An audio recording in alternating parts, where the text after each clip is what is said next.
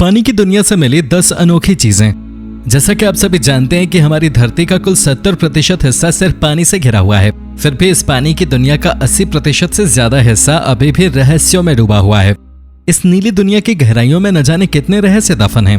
हालांकि नई टेक्नोलॉजी की मदद से वैज्ञानिक हर साल अद्भुत चीजों की खोज कर रहे हैं।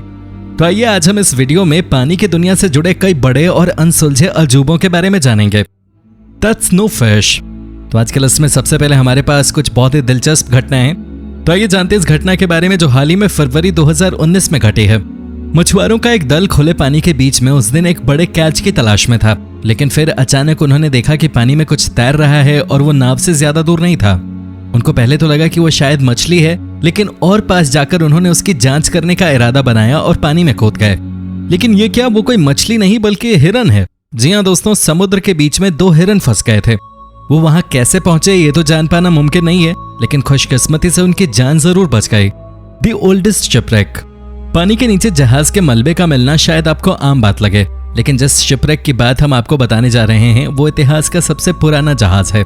2017 की शुरुआत में एक पुराना ग्रीक जहाज ब्लैक सी की सतह से लगभग 2 किलोमीटर नीचे पाया गया। इस जहाज की खोज ब्लैक सी मैरीटाइम आर्कियोलॉजिकल प्रोग्राम के जरिए की गई। इन आर्कियोलॉजिस्ट ने इस जहाज के साथ 60 दूसरे जहाजों के मलबे को भी खोज निकाला था, जो समुद्री तल पर 2000 स्क्वायर किलोमीटर के एरिया तक स्थित थे। वैज्ञानिकों ने कार्बन डेटिंग के लिए जहाज के एक टुकड़े को निकाल दिया, जिससे कि ये पता लग सके कि यह जहाज कितना पुराना है। उनकी इस रिसर्च से यह पता चला कि यह बड़ा और प्राचीन जहाज लगभग 400 BC में बना था। उनकी इस घोषणा से यह साबित हो गया कि यह धरती पर पानी के नीचे मिलने वाला सबसे पुराना शिपरेक है। इतने सालों तक पानी के नीचे रह के भी ये बिल्कुल सही कंडीशन में पाया गया। इसके पीछे का कारण रिसर्चर्स बताते हैं कि पानी में इतनी गहराई में ऑक्सीजन की कमी की वजह से ये शिपरेक बिल्कुल सही सलामत मिला। The Apollo 11 mission. अगर आप अभी भी पानी से मिली इन चीजों को देखकर हैरान नहीं हुए हैं, तो अब हम आपको जो बताने जा रहे हैं उसे सुनकर आप जरूर चौंक जाएंगे।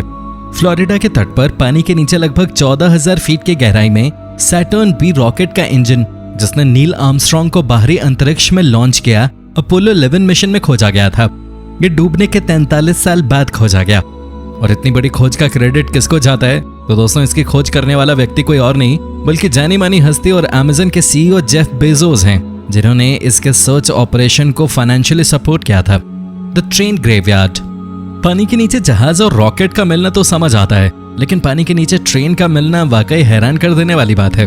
जी हाँ दोस्तों, न्यू जर्सी के तट पे आर्कियोलॉजिस्ट को 90 फीट पानी के नीचे 2 अच्छी तरह से सुरक्षित स्टीम लोकोमोटिव मिले। डेली मेल के अकॉर्डिंग ये लोकोमोटिव करीब 1850 के दशक से वहां हैं। यहाँ वास्तव में एक से अधिक ट्रेन मिलने की वजह से इसको ट्रेन कब्रिस्तान के रूप में घोषित कर दिया गया है। हालांकि यहाँ की खौफनाक बात यह है कि किसी को ये नहीं पता कि ये दोनों ट्रेनें इस जगह पे कैसे डूब गईं। ये माना जाता है कि इन दोनों ट्रेन्स को एक बड़े जहाज द्वारा ले जाया जा रहा था, तभी अचानक कहीं से एक तूफान आया जिसने ट्रेनों को ओवरबोर्ड कर दिया। या ये भी अनुमान लगाया जाता है कि ड्राइवर ने जगह को बचाने के लिए और जहाज के लोगों को राहत पहुंचाने के लिए जानबूझकर ट्रेनों को धक्का दे दिया। किसी भी तरह से इसके डूबने का सटीक कारण आज तक पता नहीं चल पाया है, क्योंकि इस घटना के बारे में उस समय के रिकॉर्ड्स में कोई भी जानकारी नहीं है। The statue of Jesus Christ.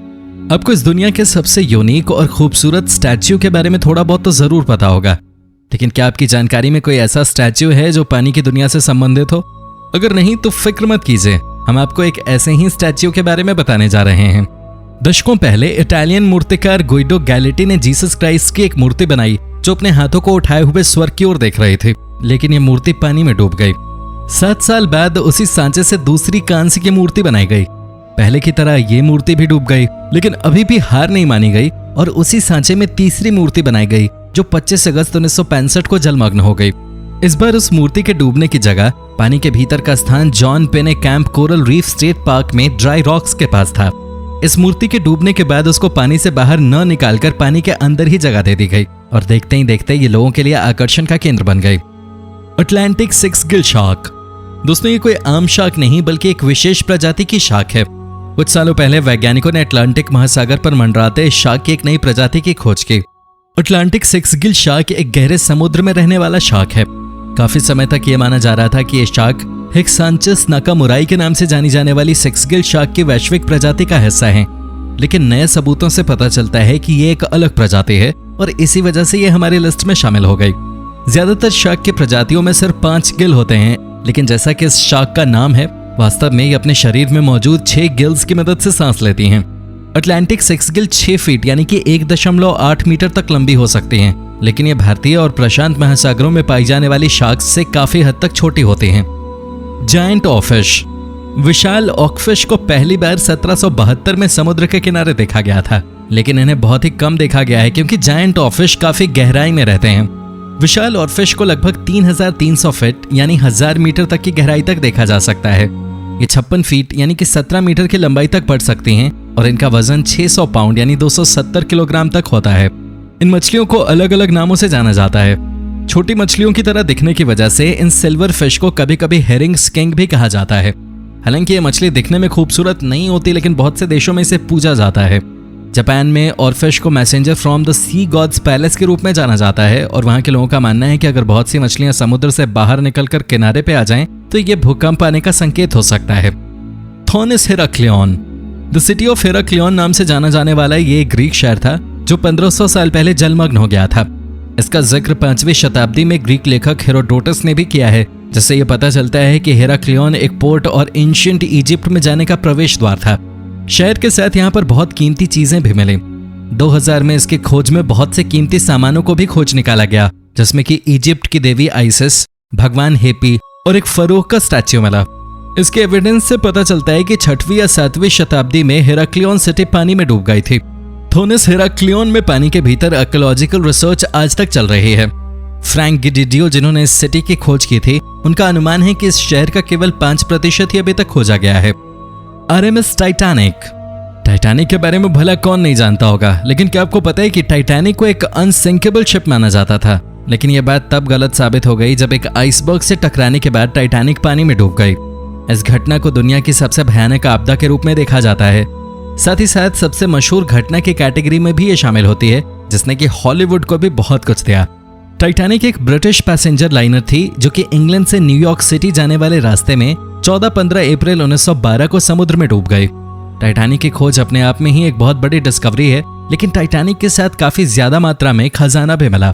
हम टाइटैनिक के ट्रेजर की बात करें तो उसकी कुल कीमत $200 मिलियन की है। आईआरएमएस टाइटैनिक की डिस्कवरी यूएस के काफी जाने माने नेवी ऑफिसर रॉबर्ट बलार्ड ने 1985 में की थी। डेड फिशेस ऑफ चिले।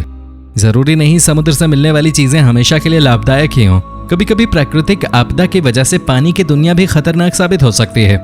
ऐसी ही घटना चिले के साथ हुई। चिले में समुद्र के किनारे लाखों की संख्या में मरी हुई मछलियां देखी गईं। इनके मरने का कारण तो मालूम नहीं, लेकिन ऐसा अंदाजा लगाया गया कि अल्गल ब्लूम की वजह से इन मछलियों को मौत का सामना करना पड़ा।